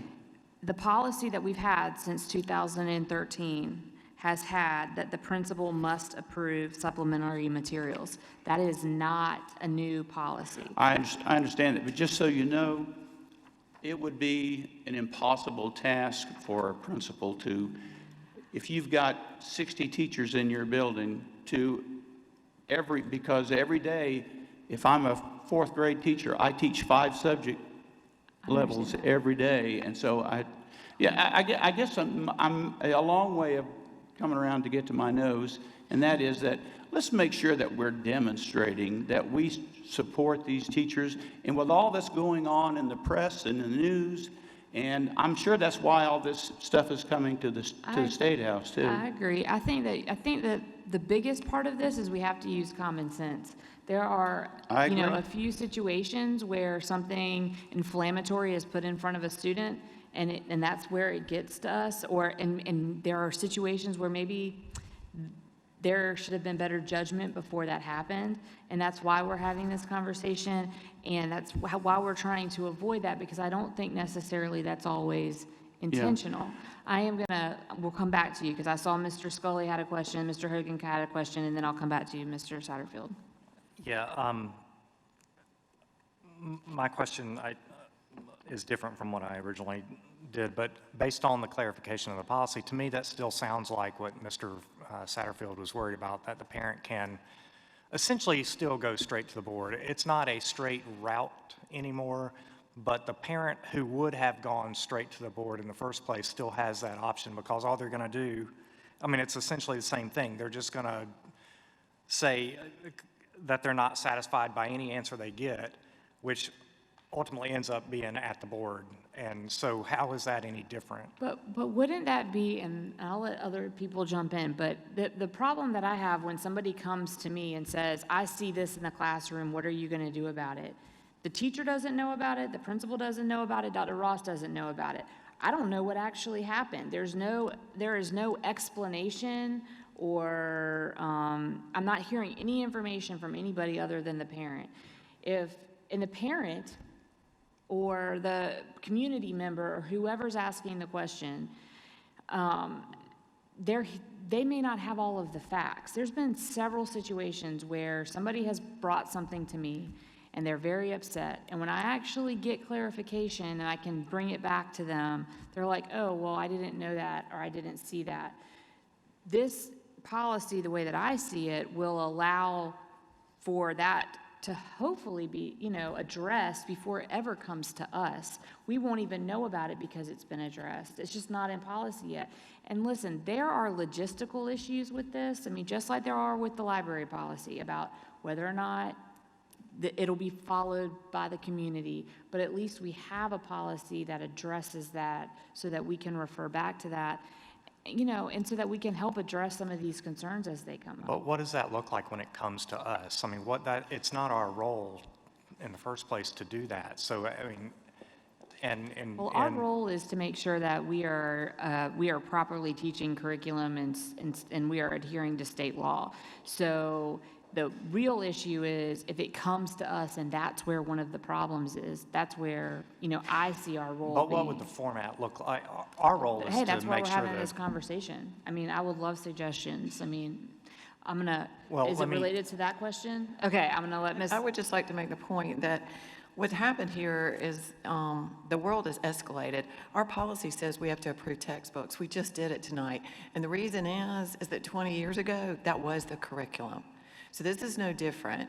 We're saying we don't really want to get in the weeds and approve every little thing like we do with a textbook, but just like we approve textbooks, in my opinion, if the parent has a concern and they go through the channels, that we are the representative of the community. And one of the things, that curriculum you're trying to address too is sexual content that's not appropriate. Well, there's a community standard on that, and we're representing the community. So hopefully, just like with library books, we hadn't seen a single one come to us. It won't. But I think that's the reason, just like with a textbook. Hold on, did you have a Yeah, different the question? other point I was going to make was, I agree with Mr. Satterfield in that, we spent almost an hour in executive session today talking about the loss of teachers and key personnel within the district. And, we're approving or talking about a budget that has to, in order to be competitive with other districts in the state, we have to increase compensation to teachers. We would be cutting our noses off to spite our face if we then turned around and created a policy that undermined all of our efforts to retain and recruit teachers by being so oppressive to them in their jobs and principles that they leave, either our district or the schools in general. So we've got my recommendation is to stick as closely as possible to whatever recommendations the School Board Association puts out regarding these types of policies. And Ms. Mahoney, her advice about, there is a process in place with the parents. It's primarily a issue between the parent and the student, and we need to respect that. So that's all my comments. Mr. Hogan. Yeah, thank you, Rebecca, or Chairwoman Blackburn-Hines. There's been a lot of good conversation, and I appreciate the stability everybody's had with it. I think for me, the most important line in this policy, and there's a lot of words in it, but the addition of supplementary material must support the curriculum and align to the board policy and state standards. Mm-hmm. And we can talk a lot about ifs and buts and what, but at the end of the day, as long as the supplemental material aligns with the curriculum and the state standards, this policy is going to work itself. I'll make one final comment, and that is this: let's just make sure, again, as a board, that we're demonstrating fully that we support our teachers. And the best way we can do that is if someone comes to us with a concern, the first thing we should say is, please go to your teacher. Please contact your teacher, contact your school. If they are not willing to do that, then they don't have a concern. I mean, if they can't go to go to the principal. Say, well, if you're concerned with the teacher, talk to the principal. I can tell you as a former principal that somebody made a comment, I think Ms. Hines, you made the comment that you don't always get the whole story. Well, I used to get some crazy phone calls from parents about stuff that you would not believe that they would think was accurate.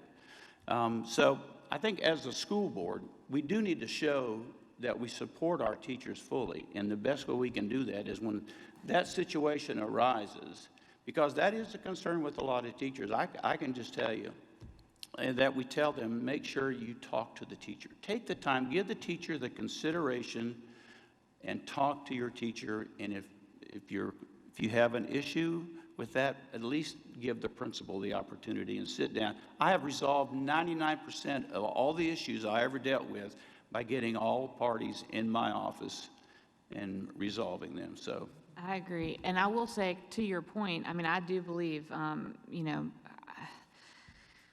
the intent of this policy in my mind, or for me, is not to alienate teachers. I 100% understand what they go through. I am married to a teacher. I get that.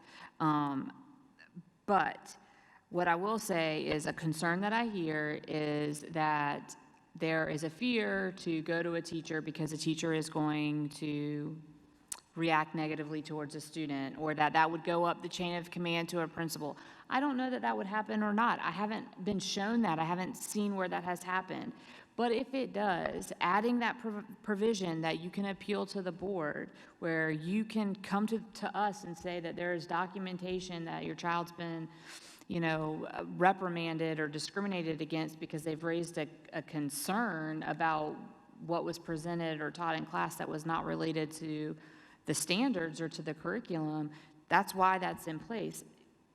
Like Ms. Huddle said, we put the library policy in place we haven't had anybody appeal a book to the board. I've only heard of one challenge since that's happened. I'm not saying that it's not out there or that it's not warranted or that with this policy that we're not going to hear or see things come to us. I don't know that. But we have to, without adding to this policy when it is appropriate to do so once state law is, especially once this new state law is passed, there is nothing that tells a parent what that process is to report a concern. And so that paragraph that the administration included, it does do that. So that is a... I said I only had one more, but now I got one. I know. One more. And this is why we're discussing this. Maybe we can do a better job as well. I brought this up in a conversation about textbooks, letting parents know in advance, before school starts, letting them understand, you want to look at my syllabus, go over my syllabus, or at least share with them. I know that it used to be when parents came in to register the students, Dr. Ross, tell me if this has changed, they got a copy of the student discipline handbook, and they signed that they got a copy of that, and every student got it to make sure. But when parents do come to register kids, or we go through that registration process, maybe a little information sheet that can be given to them. It just says textbooks or curriculum. If you have a question, if there are concerns, this is the proper manner in which this should be handled. Does that make sense? Yeah. And listen, there's a lot of topics that we know could potentially upset someone. So if you know that as a teacher, I would think that if you know that could happen, to maybe give a heads up. That's not I'm not trying to impose more work or any of that, but there are some hot button topics right now. So if you think that there could be a concern, being more open about it or preemptive about it may lead to less concerns from the community and from parents. I mean, I've heard that the community members that don't have kids in the schools have called up schools and asked questions. I mean, it's not just parents that have questions, and we hear, a lot of upset folks that have reached out to all of us, or we've gotten emails. And so, I mean, this is just to be able to properly address it. Well, I can tell you when I was running for school board, the most common question was, what do you think about CRT? That was probably, they didn't ask me, what are your qualifications? How many years experience or anything like, what do you think about CRT? So I know that it is out there in the community, so. Right. Okay. Does anybody else have anything else to say about this? We've added it to the agenda. When the state law comes back, we will likely revisit this and have conversation with applicable language and concerns. Anything else? Is everybody happy with this conversation? This was what it was supposed to be, so that we could actually have the conversation out loud with everyone. And if folks have feedback, I welcome that. We're not trying to alienate anyone on any side of any of the things, and that sometimes happens, and it's very late. Mr. Hogan. Can I make a motion on 22? Yes, sir. I'd like to make the motion that we adjourn the meeting. I have a second. Ms. Snipes, any discussion? Mr. Satterfield, you have discussion? All right, I'll call the question. All in favor? 7-0, motion carries. We will adjourn until May 8th.